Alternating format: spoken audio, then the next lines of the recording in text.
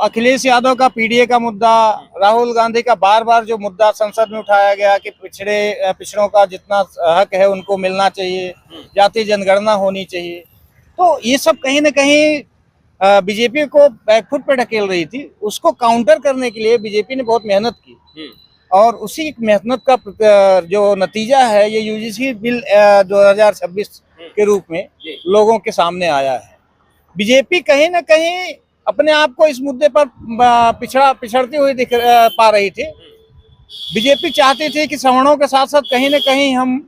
बैकवर्डों को भी और दलितों को भी अपने साथ साथ के रखें। ये है कि बीजेपी कहीं ना कहीं आकलन करने में या बीजेपी को ड्राफ्टिंग करने में कहीं ना कहीं चूक हुई, जो ये यूजीसी एक्ट बिल 2026 के सामने तो आप ये कह रहे हैं कि कहीं ना कहीं बीजेपी ने गलती की है और जो ड्राफ्टिंग हुई है वो ड्राफ्टिंग मिस्टेक से भरी हुई है, जिसकी वजह से यूजीसी के मुद्दे को लेकर भारतीय जनता पार्टी को बैकफुट पर आना पड़ सकता है और इससे नुकसान भी उठाना पड़ सकता है। जी, ये कहीं ना कहीं बीजेपी